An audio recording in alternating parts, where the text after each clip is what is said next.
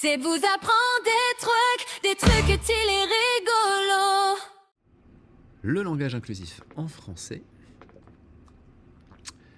on peut le définir comme ceci: un ensemble de moyens linguistiques qui visent à assurer une égalité des genres dans la langue française en la dégenrant, en évitant les expressions renforçant les stéréotypes de genre, soit par le dédoublement des marques de genre, soit en les neutralisant, généralement grâce à une forme indifférenciée.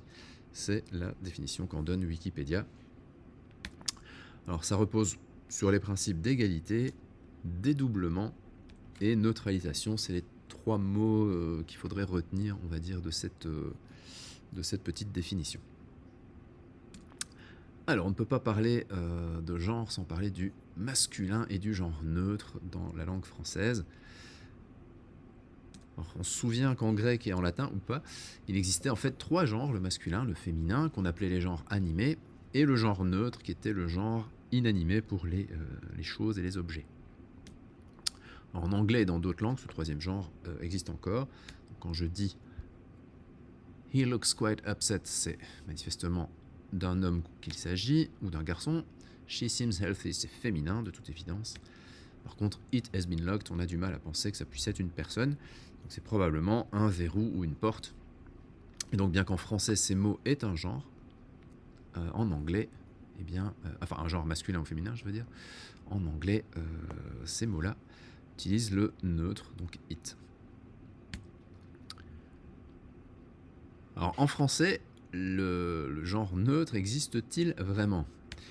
Alors les langues modernes, latines en tout cas, comme l'espagnol, l'italien et le français, ont évolué en se débarrassant du genre neutre. Donc une tasse, même si c'est un objet inanimé, c'est de genre féminin dans le dictionnaire.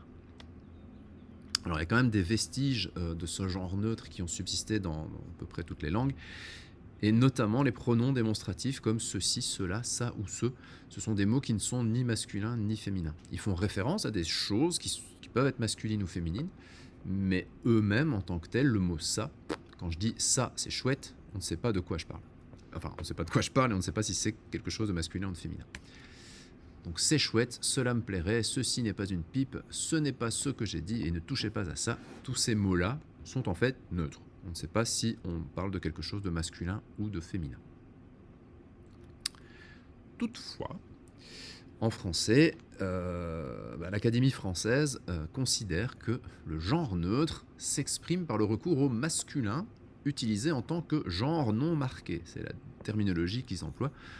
Le genre marqué étant du coup le féminin, qui est marqué par généralement une lettre en plus, le E à la fin, ou d'autres terminaisons possibles.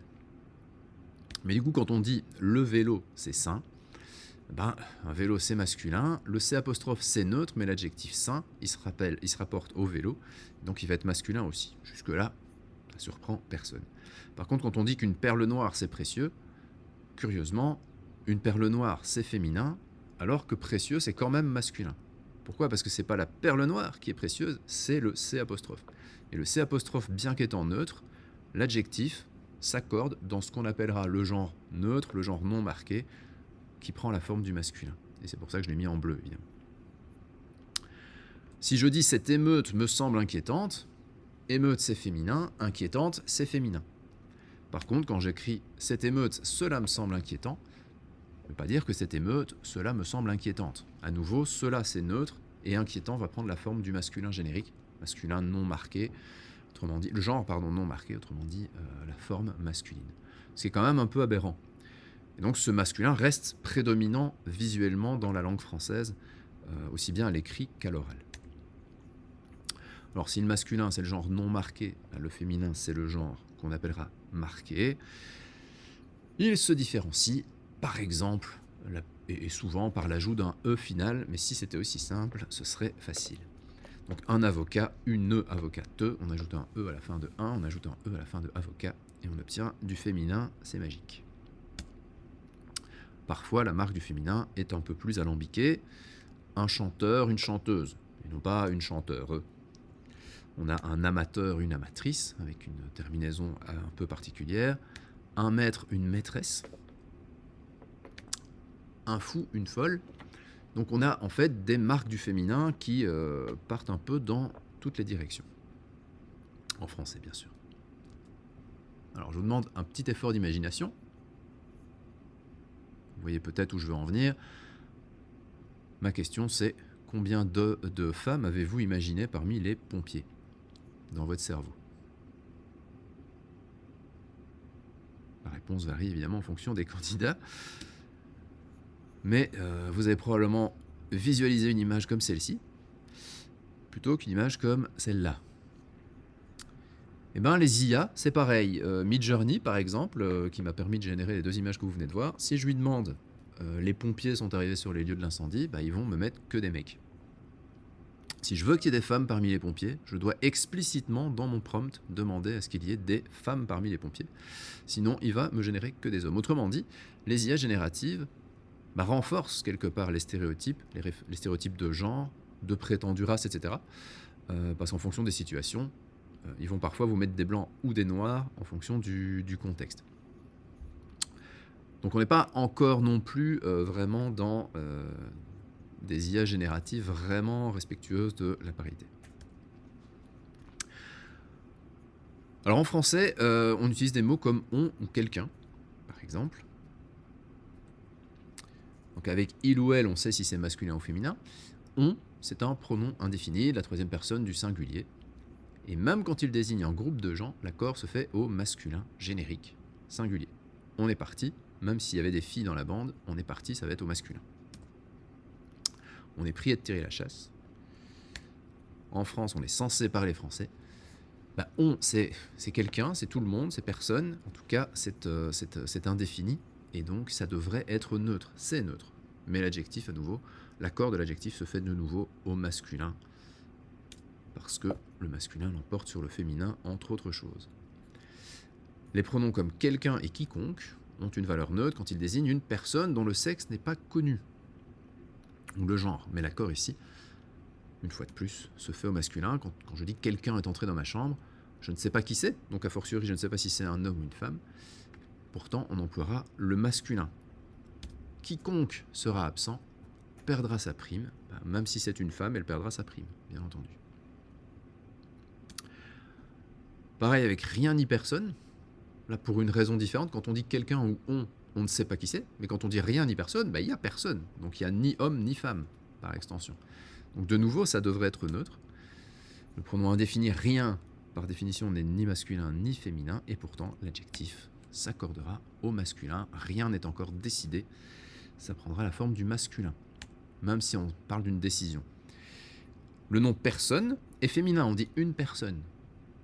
Une personne publique, une personne célèbre, c'est féminin. Mais le pronom indéfini, personne, ne désigne ni un homme ni une femme. Et il s'accompagne d'adjectifs masculins, comme quand je dis cette personne est partie, c'est une personne, donc ce n'est pas le pronom personne. Cette personne est partie, personne c'est féminin, donc partie aussi. Par contre, quand je dis personne n'est partie, eh bien, personne va s'accorder, partie va s'accorder au masculin. Et quand je dis Marc est une personne intelligente, Marc est masculin, mais intelligente est au féminin parce que c'est l'adjectif du mot personne. Or, personne reste ici féminin. Marc est une personne intelligente. Dans ce cas-là, on va bien sûr utiliser le féminin.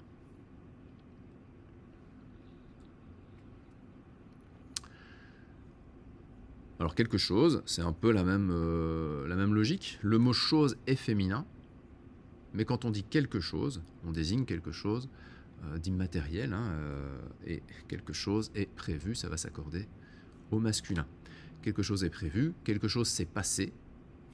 C'est pas une chose qui s'est passée, c'est quelque chose, et quelque chose, ça s'accorde au masculin. Quelque chose d'anormal, c'est aussi au masculin. Par contre, une chose inhabituelle lui est arrivée. Là, c'est pas quelque chose, c'est une chose. Dans ce cas-ci, ça prend la marque du féminin. Alors que quelque chose d'inhabituel lui est arrivé, tout sera au masculin, même si c'est une chose inhabituelle en soi, ça devrait être féminin. Donc, en résumé, y a quand même pas mal de cas où on emploie des choses qui sont neutres d'un point de vue sémantique, mais qui en fait prennent des marques typiquement réservées au masculin, parce que n'y a pas d'alternative, tout simplement.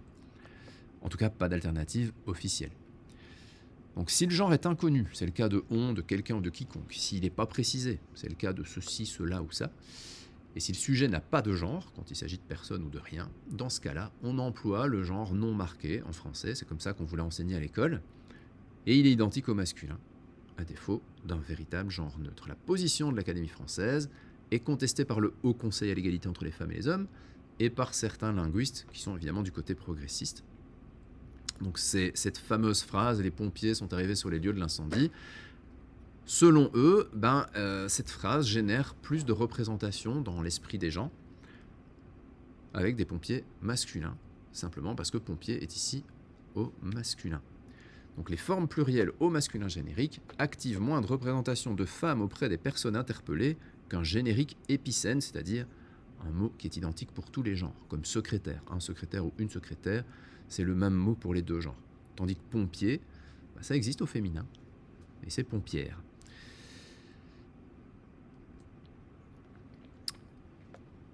Alors ces fameux mots épicènes, ça fait partie intégrante du langage inclusif. En français, on a longtemps répété qu'au pluriel, le masculin l'emporte sur le féminin. Mais en fait, de masculin, il s'agit d'un genre neutre qui est identique au masculin. Neutre parce qu'en fait, il fait référence à un groupe de sujets mixtes, avec du masculin et du féminin dedans. Donc, quand on dit un étudiant et une étudiante, ça fait des étudiants. Et on va mettre ça au masculin pluriel, de nouveau parce que le masculin l'emporte sur le féminin selon la fameuse règle qu'on nous a tous et toutes enseignée à l'école.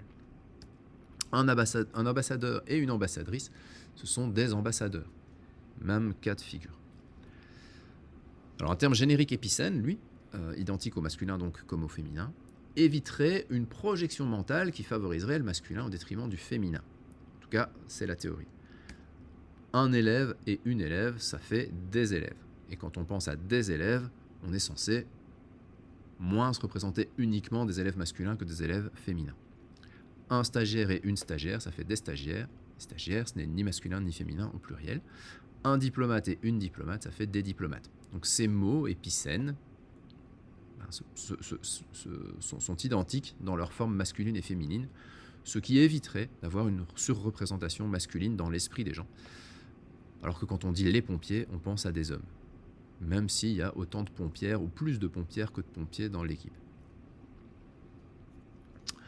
Ok, mais l'accord de ces mots, aussi épicène soit-il, un élève ravi et une élève ravie, ça fait quand même des élèves ravis, donc masculin, pluriel, puisqu'on a un sujet masculin et féminin, c'est mixte, donc ici on prendra la forme du masculin pluriel.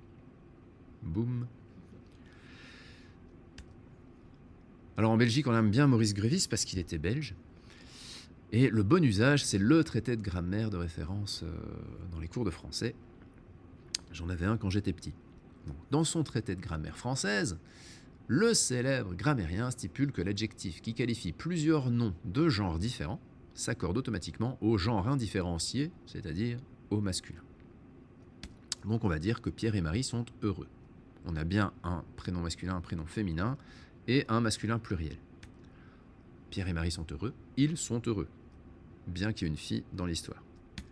Heidi et moi sommes musiciens, Heidi c'est une fille, moi non, et donc nous sommes musiciens si on fait tous les deux de la musique.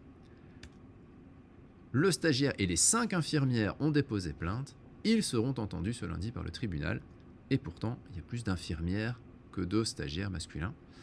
Donc la quantité n'influence pas le bon usage selon Maurice Grévis. Le masculin l'emporte. Alors dans le camp des progressistes, par rapport à l'évolution de la langue française et les linguistes, on parle en faveur de l'accord de proximité. Vous avez sans doute entendu parler de cet accord qui voudrait que l'accord de l'adjectif se ferait avec le terme le plus proche, et ceci qu'il soit masculin ou féminin, et pas systématiquement avec le masculin s'il est présent. Autrement dit, on pourrait se retrouver avec des phrases comme « Pierre et Marie sont heureuses », avec le féminin pluriel, parce que le dernier mot qui précède l'adjectif, c'est Marie. Marie est féminin, donc heureuse est au féminin. Ça permettrait d'avoir une alternance entre les masculins génériques et les féminins génériques, si toutefois ça passait dans les mœurs. Et le problème, c'est que c'est trop différent de ce qu'on nous a enseigné, que pour que ça devienne facile pour les personnes qui parlent le français qu'on connaît tous et toutes depuis longtemps, Par contre, pour les nouvelles générations, à qui on enseignerait ces règles-là, c'est un peu comme la nouvelle orthographe. Si on vous apprend que la règle est différente de ce qu'on apprenait il y a 20 ans, eh bien, les nouveaux, les jeunes apprendront les nouvelles règles et ça posera de moins en moins de problèmes. Alors quand je dis Heidi et moi sommes musiciens, ça ne change pas puisque le deuxième sujet c'est moi. Moi je suis toujours un garçon et donc nous sommes musiciens viendra au masculin. Par contre, je pourrais écrire Denis et moi sommes musiciennes parce que moi, ça peut être une femme techniquement. Et donc si moi c'est une femme qui parle, à ce moment-là, Denis et moi sommes musiciennes puisque je suis une femme. Et dès lors, le stagiaire et les 5 infirmières seront entendus, eux, par le tribunal, puisque le féminin précède immédiatement l'adjectif.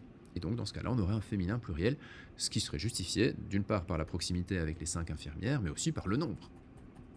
Alors, même dans les guides d'écriture inclusive, même dans les manuels d'écriture inclusive, vous allez trouver ce petit commentaire, commencer par le féminin et finir par le masculin, pour éviter de se retrouver avec des féminins pluriels en définitive. Parce que même dans les guides d'écriture inclusive, ils trouvent que ça choque quand même un petit peu d'avoir un féminin pluriel alors qu'il y a un masculin dans le sujet. Je trouve ça un peu contre-productif, mais voilà. Vous en tirerez les conclusions qui s'imposent. Alors, les pronoms, ont-ils un genre ? Ben, certains, oui, évidemment, mais en fait, très peu. Donc, la plupart des pronoms en français sont neutres. Quand je dis je, tu, nous ou vous, ben, il s'emploie identiquement aussi bien pour les hommes que pour les femmes. Mais l'adjectif, lui, s'accorde avec le sujet, si on connaît son genre. Par exemple, au masculin, je suis gentil, tu es gentil, il est gentil, nous sommes gentils, vous êtes gentils, ils sont gentils. Ben, là-dedans, il n'y a que le « il » au singulier et au pluriel, parmi les pronoms du moins, qui porte la marque du masculin. Et donc, c'est l'adjectif qui va m'indiquer si je suis un homme et si tu es un homme. Au féminin, bah c'est un peu le même principe. Je suis gentil, tu es gentil, elle est gentille, etc. Donc elle est gentille, il n'y a aucun doute. Et elles sont gentilles, bah forcément le sujet est féminin. Par contre, on peut très bien dire nous sommes gentils si nous sommes toutes des femmes et vous êtes gentils si vous êtes toutes des femmes. Par contre, s'il y a un gars dans l'équipe, je ne peux plus dire vous êtes gentil. Je dois dire, selon la règle du grévis, vous êtes gentil. Parce qu'il y a un sujet masculin dans le tas. C'est donc l'éventuel adjectif qui nous indique le genre du sujet, sauf évidemment à la troisième personne, en français toujours. Parce qu'en anglais, ou en néerlandais, si vous prenez I'm evil, you're evil, etc., eh bien, il n'y a vraiment qu'à la troisième personne du singulier qu'on a un sujet différencié en genre. Tout le reste est neutre, aussi bien l'adjectif que les pronoms. I, you, we, you et they, et a fortiori they, on y reviendra plus tard, c'est totalement neutre et l'adjectif ne s'accorde pas ni en anglais ni en néerlandais. On devrait parfois s'inspirer de nos voisins. Alors les pronoms pluriels ne sont pas toujours limpides quant au genre du sujet. C'est ce que je disais tout à l'heure, quand j'écris « nous sommes heureuses », il n'y a aucun doute, nous sommes toutes des femmes. Si on applique encore une fois à la règle les principes qu'on a appris dans les grammaires. Donc nous sommes toutes des femmes. Par contre, quand je dis vous êtes gentils, peut-être que vous êtes tous des hommes, mais peut-être pas. Peut-être qu'il y a des femmes dans le groupe, mais comme il y a des hommes aussi, on sait juste qu'il y a au minimum un homme dans l'assistance. Ils sont partis, c'est pareil. Peut-être que des femmes et un seul homme sont partis. 60 femmes et un seul homme, on dirait ils sont partis, parce qu'il y a un homme dans le tas. Est-ce que c'est juste, est-ce que c'est injuste ? C'est une question de philosophie presque, mais en tout cas, c'est la règle actuelle qui est enseignée en classe. Et donc, s'il existe un adjectif et qu'il est féminin, le sujet est forcément exclusivement féminin, mais si l'adjectif est masculin pluriel, on ne sait pas si le sujet est exclusivement masculin ou mixte, c'est-à-dire un mélange de masculin et de féminin. Voilà où on en est avec le français. Deuxième exercice de représentation mentale, c'est de l'anglais cette fois. Et alors la première question que je vous pose, c'est comment vous traduisez ça en français dans votre tête. Donc la plupart du temps, les gens pensent le chirurgien et l'infirmière ont pris un verre. Et donc, les IA, de nouveau, vont générer ce genre d'image avec un chirurgien. Il n'y a aucun doute, hein, c'est lui le médecin. Il a un truc bizarre sur sa tête pour regarder dans le cœur de son patient.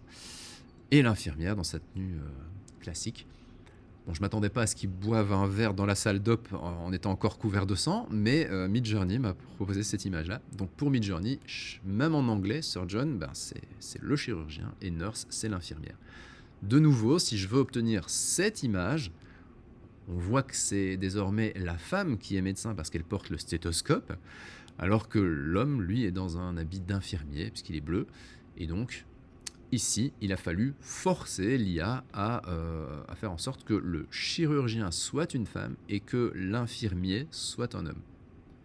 J'ai dû explicitement l'indiquer comme tel dans le prompt. Alors ça nous amène à l'anglais, justement, et aux épicènes, parce qu'en anglais, quasiment tout est épicène. En anglais, hormis les pronoms he et she, la plupart des mots sont dépourvus de genre, sauf les noms propres, bien sûr, donc les prénoms comme Sarah et Michael, et certains noms communs spécifiques au genre. Souvent, c'est lié à la famille, comme daughter, brother, wife, sister, etc. Mais quand j'écris « The surgeon and the 5 nurses filed a complaint they will be heard this Monday by the court », eh bien, dans cette phrase, techniquement, on ne peut pas deviner si le médecin est un homme ou une femme, et si les infirmières sont des femmes, des hommes ou un mélange des deux. Donc, contrairement à leurs équivalents français, surgeon et nurse sont neutres en anglais. On pourrait dire qu'ils sont épicènes. On ne sait pas si le chirurgien est un homme ou une femme, ni quel est le sexe de chacun des 5 infirmiers ou infirmières. They, c'est pareil, c'est neutre, contrairement à il ou elle en français. On dit il au pluriel quand c'est que des hommes ou quand c'est des hommes et des femmes, et on dit elle au pluriel quand ce sont que des femmes. They, on ne sait pas. Alors on en revient au masculin, au féminin, au neutre et au non-binaire, qui peut être quelque chose de différent encore. Donc la communauté autrefois appelée LGBT, pour lesbiennes, gays, bisexuels, transsexuels, c'est plus tard enrichi des lettres Q, I, A et du signe plus, qui ont des significations différentes. Et à la question traditionnellement féministe, entre guillemets, du caractère pro-masculin ou anti-féminin de la langue française, eh bien, s'ajoute l'émergence de nouveaux besoins linguistiques d'une communauté non-binaire qui ne s'identifie strictement ni au genre masculin ni au genre féminin, ou parfois aux deux à la fois. Certains groupes réclament une réforme de la langue française pour y introduire un véritable genre neutre, qui ne serait pas simplement un genre indifférencié ou non marqué, identique au masculin. Évidemment, ça demande une réforme importante de la langue française, un gros chantier autrement dit, et c'est évidemment ce qui fait reculer les académiciens et toutes les autres instances.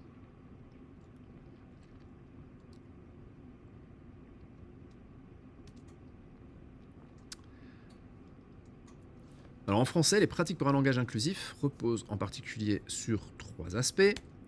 D'abord, accorder les noms du métier ou de la fonction au genre de la personne qui l'occupe. C'est la féminisation des métiers notamment, on en a beaucoup parlé déjà. Donc un auteur, une auteure ou une autrice. Les deux sont valables, acceptés. Il y en a peut-être un des deux qui est plus intéressant que l'autre et on y reviendra. On peut aussi utiliser des expressions non sexuées, donc on ne dira plus les droits de l'homme, mais les droits humains. Et on peut utiliser les 2 formes grammaticales, c'est ce qu'on appelle la double flexion. Donc plutôt que de dire les étudiants doivent réviser, ce qui génère des images mentales plus souvent masculines que féminines ou mixtes, on écrira les étudiantes et les étudiants doivent réviser. Ou les étudiants et les étudiantes. Le but étant de visibiliser le féminin. Le point médian dans tout ça, eh bien, c'est presque un détail.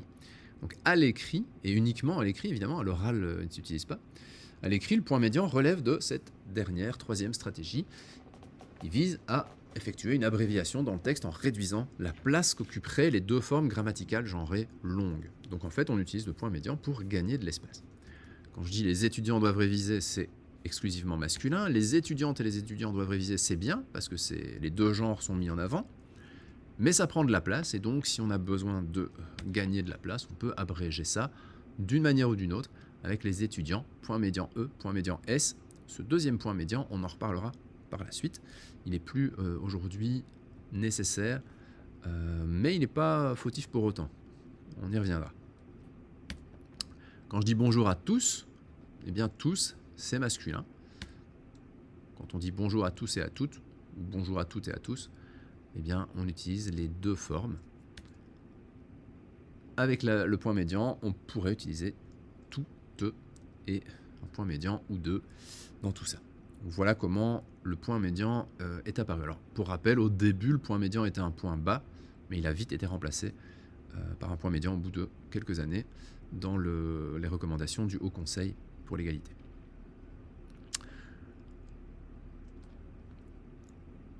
Sur une carte d'identité française, on pouvait voir autrefois un S entre parenthèses pour les prénoms, le ou les prénoms. Donc quand on n'avait qu'un seul prénom, prénom se lisait au masculin, au singulier.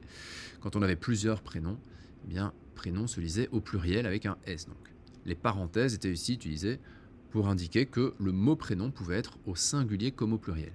Et on employait les mêmes parenthèses pour le masculin et le féminin. Donc cette carte, c'est celle d'une femme, donc ici, né devrait être au féminin. Mais le né, il est imprimé sur toutes les cartes de la même manière. Le reste, c'est du repiquage, pour le petit terme technique. Donc la photo, le nom, la date de naissance, etc., tout ça, c'est imprimé dans un deuxième temps sur les cartes. Mais toutes les cartes ont en commun tout ce que vous voyez en bleu ici. Et donc, elles devaient s'adapter en genre et en nombre, à des gens qui avaient plusieurs prénoms et à des gens qui pouvaient être des hommes ou des femmes. Et à l'époque, on ne parlait pas encore d'autre chose. Mais on utilisait les parenthèses. C'est un reliquat du passé. Avant la polémique autour du point médian, on utilisait ces parenthèses pour marquer un pluriel, un féminin ou les deux. Et donc, chers amis, bienvenue, ça voulait dire chers amis ou chers amis au pluriel. Par extension, on engage un ou une esthéticien, esthéticienne, ça faisait un esthéticien ou une esthéticienne. C'est dur à dire. Mais des voix féministes s'élèvent contre cette graphique qui mettrait le féminin, j'ai fait une faute encore ici, qui mettrait le féminin, donc les femmes et l'identité féminine entre parenthèses.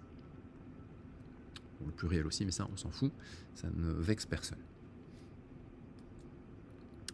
Alors désormais, sur les nouvelles cartes d'identité, vous verrez ceci, date de naissance plutôt que né-le. Donc là, on est dans une stratégie d'évitement. Plutôt que d'utiliser le point médian à la place de la parenthèse, on a carrément supprimé le masculin-féminin en utilisant plutôt date de naissance en français et en anglais, quitte à évidemment abréger date de naissance et date d'expiration. On notera au passage qu'ils se sont trompés dans l'usage des apostrophes aussi bien pour date d'expiration que pour nom d'usage, mais ce n'est pas l'objet de ce cours-ci. Pareil pour les prénoms, désormais on n'a plus le choix, on en a forcément plusieurs, et tant pis si on n'en a qu'un seul.